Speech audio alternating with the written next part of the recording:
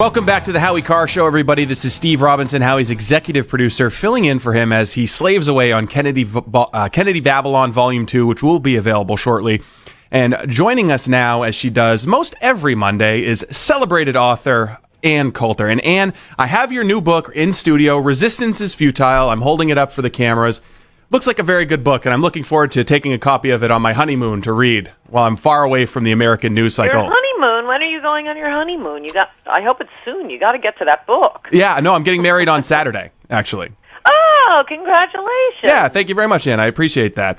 So I guess the first thing I got to ask you about is the crisis that erupted this morning when the journalists in Washington, D.C. found out that the flag over the White House was not at half staff. It is now at half staff. Are you resting easy knowing that the flag is back at half staff, Ann?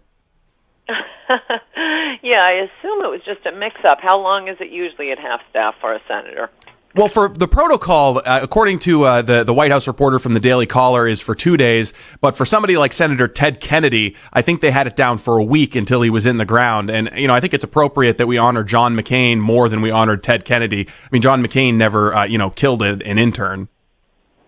I think it probably was just a mix-up, though I will say the media's hysteria over Trump's statement on John McCain, a rival who announced beforehand that he didn't want Trump at his funeral, and in his posthumous statement read by an aide, was taking shots at Trump.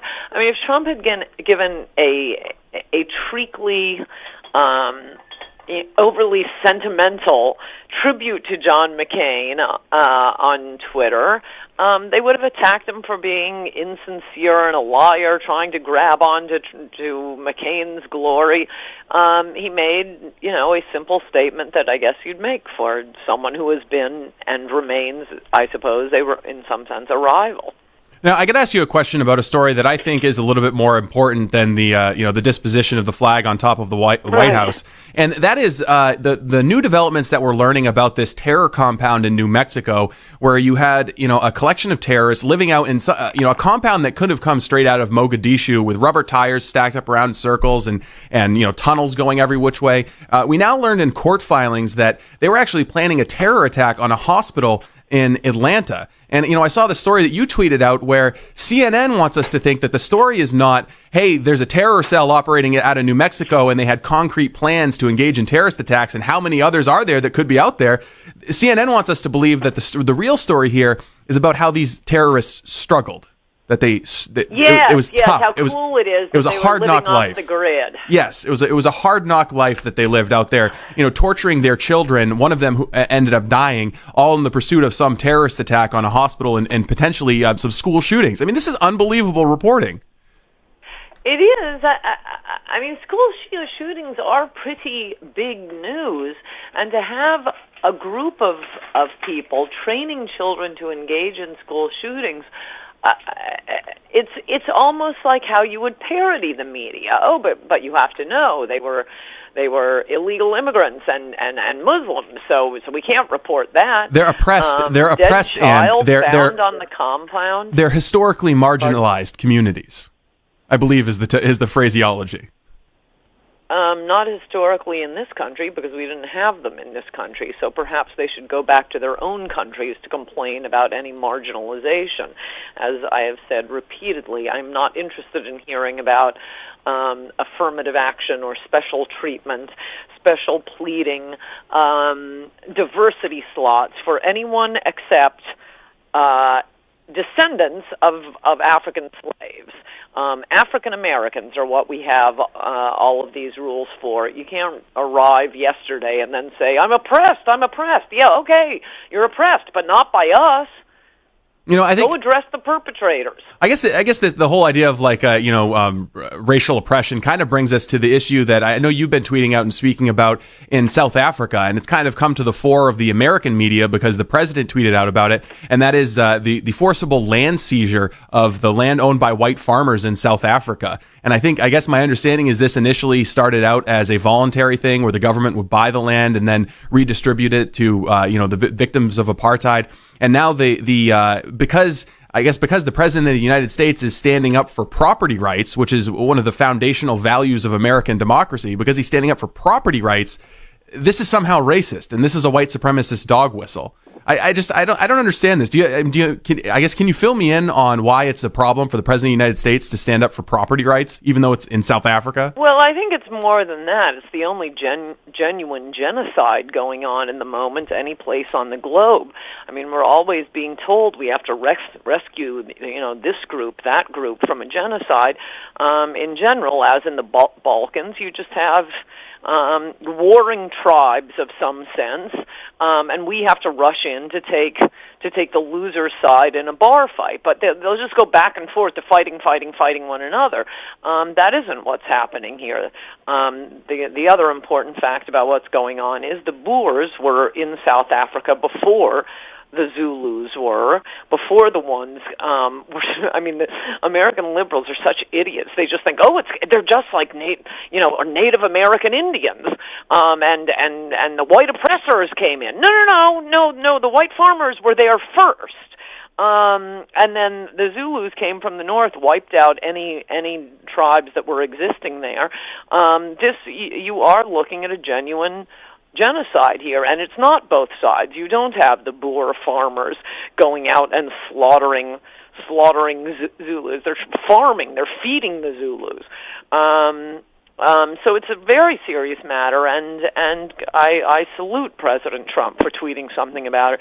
That's when it occurred to me that although it often seems that Trump doesn't realize he is president and the powers he has as the president, he's been a fantastic communicator in this, not in the sense of being silver-tongued, but in saying the things that need to be said, from talking about the fake media, identifying the swamp, attacking people who need to be attacked, raising this about South Africa, and, maybe we just need Trump to come in as the destroyer of all the bad things so that, in a few years we can put in, who knows who it'll be, who knew Trump was going to come along, but, someone like Chris Kobach or Tom Cotton or David Perdue, there are a lot of terrific politicians out there, Stephen Miller maybe, the speechwriter, to actually get the stuff done that we want the president to be using the powers of the presidency to do. It would be great if we could just keep Trump on as the official tweeter and the one who gives the speeches for us, and then have somebody else who can run the country. Well, I think from here on out, his Twitter profile is always going to be a canon for the things that he believes in and the things that he wants to criticize. But one last question on the issue of the South African farmers who are having their land seized. What do you think the left would be saying if Barack Obama did something like this? If he called attention to what is a genocide and the theft of people's property purely because they are white? Or for any color, religious or ethnic group. No, you're right. He'd be nominated for a Nobel Peace Prize, though, as we know, he didn't actually have to do anything to be nominated for a Nobel Peace Prize. You just had to win an election. Something higher than that, perhaps that would be what he would be nominated. The Mega Ultra Nobel Peace Prize, or maybe they'll just they'll just rename the Nobel Peace Prize the Barack Obama Prize instead. But the last thing that I want to talk with you about, Ann, is, we saw it happen a few weeks ago with Alex Jones, where there was this kind of, all at once, there was this movement to kind of deplatform he and InfoWars. Now we've seen that Robert Spencer, who's a prominent scholar who studies Islam and Islamic history, he has now been kind of deplatformed. They've taken away his Patreon. Yes, I think that's because they're confusing his name with Richard Spencer. Do you think it's that innocent? Do you think it's that innocent? Scholar. I know he's a fairly. I mean, obviously he is critical, and he seeks to find the truth about the history of Muslims interacting in the West.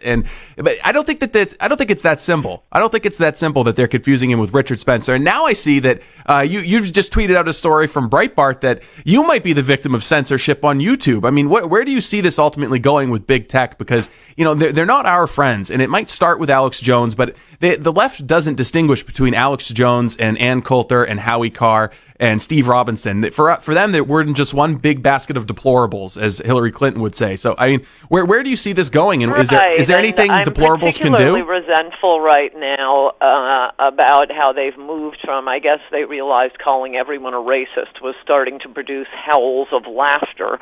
So now they just randomly assign the label white nationalist. I saw that done to, longtime financial writer, now the operator of an immigration website, Peter Brimelow, who's just so sophisticated, so brilliant.